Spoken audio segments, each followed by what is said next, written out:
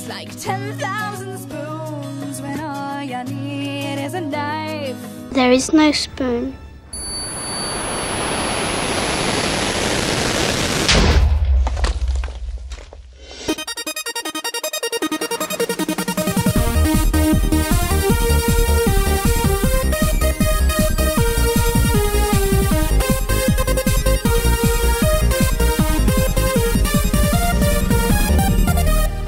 Hello, Internet! Welcome to Film Theory, where the spoon doesn't bend, it's only you. Last time we talked about The Matrix, we covered the idea that the one wasn't Keanu Reeves, but was, in fact, an unwitting Agent Smith. Elrond for the win! And I was able to convince a lot of you. Even Reddit was pretty darn positive with that episode. For once, you guys liked one of my theories. Still not my voice, though. Anyway, the biggest objection I heard was that Neo had to be the one since his powers not only exist within the Matrix, but also outside of it. In the real world aboard the good ship Nebuchadnezzar. Remember that time when he used some sort of telekinesis or technopathy to stop, control, and destroy the machine droids in the real world? Or how he was still able to see the aura of Smith in the machines after being blinded in Revolutions? No? Well, trust me, those things happened. It's easy to forget them amidst Machine Baby, Keymakers, and Merovingia Who's-It-What's-Its. But here's the kicker. I bet if he tried hard enough, Neo would be able to do so much more in the real world with his powers. And it's not because he's the one.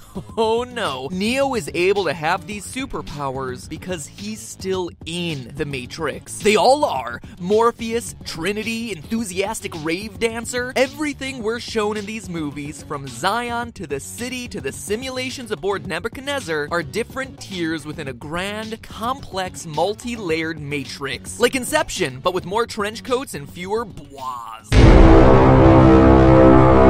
Ready to have your eyes opened and see the truth? Let's start by paying a visit to the Architect's Chamber from The Matrix Reloaded. Now, this scene is awesome, with all the screens showing all the different outcomes and iterations of Neo's conversation here. But while you're trying to focus on what exactly the Architect was saying, deciphering the string of ergos and consequentlies, you probably overlooked this. In the Architect's long and confusing monologue, he states that the first Matrix failed because it was built as a utopia. It was too perfect. Humans wouldn't accept it as a reality. The second Matrix failed because humans needed choice. And so, as long as humans were offered a choice, even one felt on an unconscious level, 99% would accept the Matrix, living in the virtual world. The remaining 1% would choose the other option, becoming a free mind destined to become part of a human resistance based in Zion. In his speech, he says this: "You are the eventuality of an anomaly which, despite my sincerest efforts, I have been unable to eliminate from what is otherwise a harmony of mathematical precision."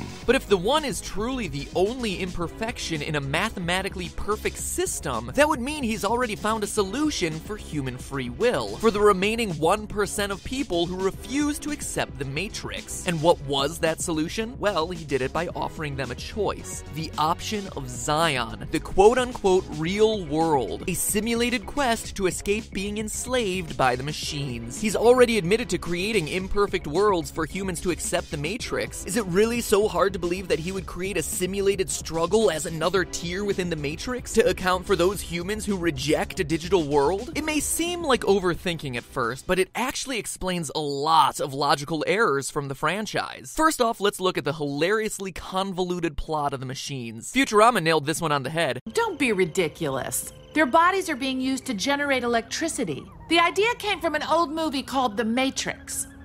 But wouldn't almost anything make a better battery than a human body? Like a potato?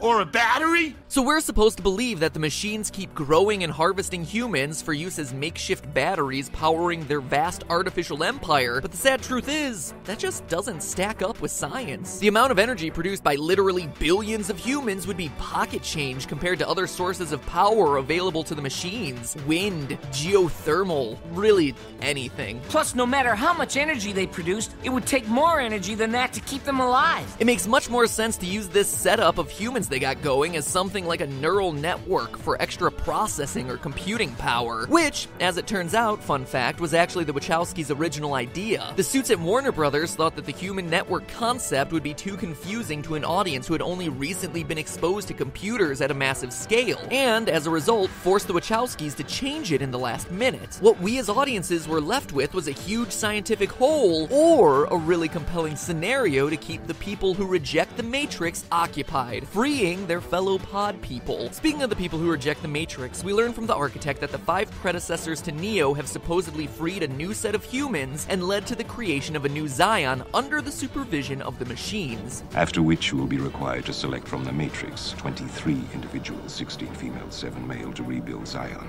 I'm liking those odds. But dreams of repopulating the world aside, why would the machines have difficulty finding and gaining access to Zion when they're the ones who are allowing it to happen? Better yet, why would they allow Zion to exist in the first place if they knew the rebels were going to cause so much trouble for them in the long run? I mean, the architect even admits they've destroyed it 5 times before. But rest assured, this will be the 6th time we have destroyed it, and we have become exceedingly efficient at it. What a waste of time! Really though, it all adds up. Due to the human need for free will, some humans will inevitably choose to reject the Matrix. When they do, they wake up and enter what they believe to be the real world, where they're all led by a false shepherd in the One, in a war that is, ironically, meant only to pacify them, to stop them from looking just a bit further and seeing that the real world, this real world, is yet another layer in the illusion created by the Matrix. The architect has successfully designed a system where 1% reject the Matrix, but still exist within the Matrix. I mean, seriously, why would Neo have telekinetic powers in the real world? The One is a superhero within the Matrix. The prophecies, though, say nothing about him also having powers outside of the Matrix. In fact, there are a ton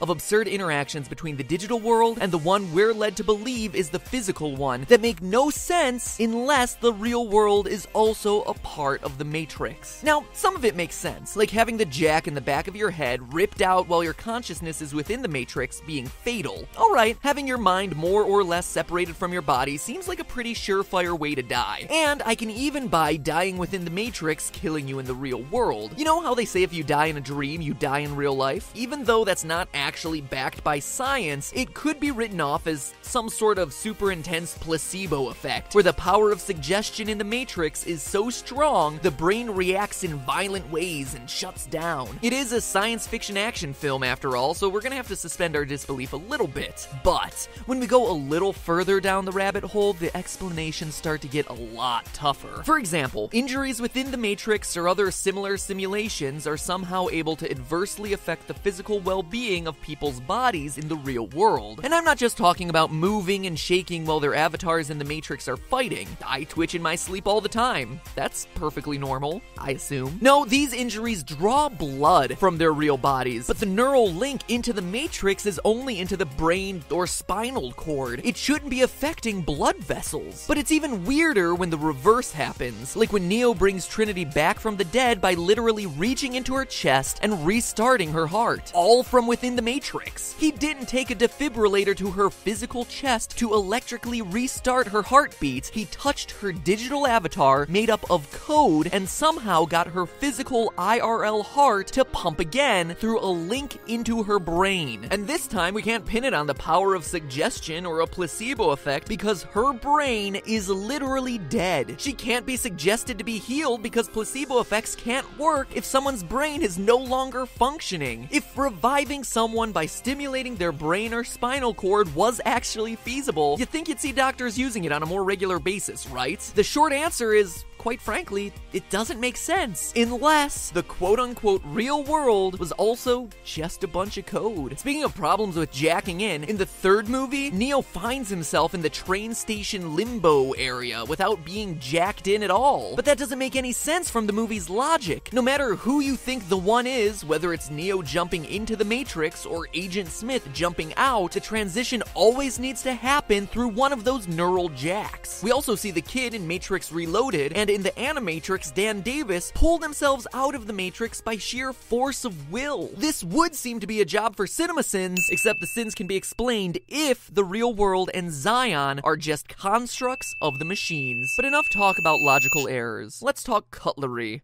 The spoon. In the first movie, Neo meets a boy who begins to teach him a bit about the nature of the Matrix, saying, Do not try and bend the spoon. Instead, only try to realize the truth. There is no spoon.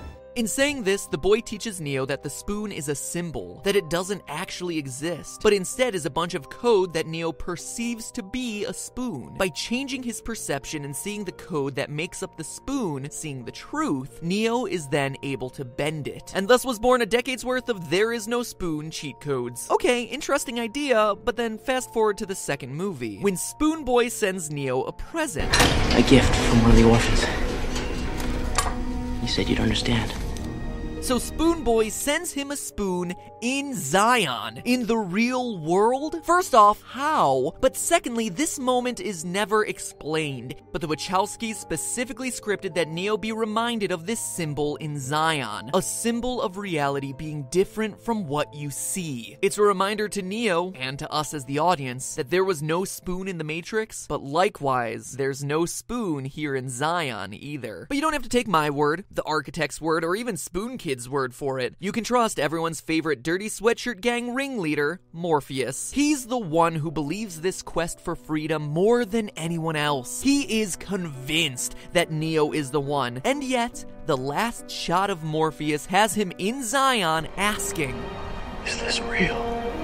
Kinda late to be having second thoughts there, buddy. Seriously, the Wachowskis didn't put his sudden lack of faith in there for no good reason. And beyond that, Morpheus is the name for the Greek god of dreams. And his ship, the Nebuchadnezzar, is named after a Babylonian king mentioned in the Bible who is haunted by bad dreams. Morpheus and his ship are symbols of dreams, illusions, and when the franchise starts, we would assume that the dreams his name is a reference to is the Matrix itself, an artificial reality. But as the franchise goes on and we peel back the layers of strange physics, convoluted speeches, and spoons, it starts to become apparent that the illusion isn't just the Matrix. It's the real world, another fabrication created by the machines. By including this line of, is this real? As humanity finally wins and Morpheus's goals are realized, the Wachowskis undermine the victory, hinting that it probably isn't. Sneaking around the machines, the hunt for the one, Zion itself. Red or blue?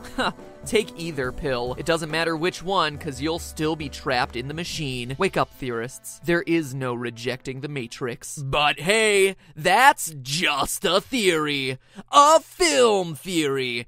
And cut. We interrupt your regularly scheduled end card to bring you the following nerdy video-related announcement. So hey, a lot of you came here because you started out watching Game Theory way back in the day, like in April. Well, hold on to your comfy Film Theory watching Barca lounger because we have some serious hanging out to do. For the last month over on the Game Theorist channel, we've been live streaming almost every weekday, doing everything from debating FNAF. Can I just say, this is nuts, by the way. Like, I can't believe that. This is phenomenal. Thank you, Scott, for being a part of this, actually. Thank you. To besting your hardest levels in Mario Maker. Okay, you got it, you got it. No. You didn't see that. I have one more life. To shoving an excessive amount of marshmallows into my face.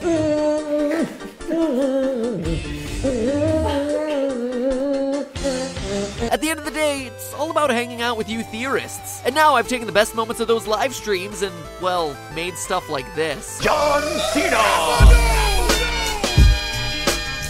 Someone asked me to make a John Cena reference. A lot of people asked me to make a John Cena reference. There you go, guys. Posting those alongside the full versions of all the craziness you may have missed. So do me a solid. Click here to watch my new videos over on GT Live. Trust me, you'll laugh a lot. And if you want a daily dose of gaming goofballery, be sure you subscribe if you like what you see. So take a break from aught-era film nostalgia and click here to engage in some aught-era game nostalgia. Because sometimes you just want to play games with a friend and then troll them until they rage quit in front of a live audience of people. So go ahead, click here to check out the GT Live channel and subscribe. I have a fair amount of confidence you'll be glad you did.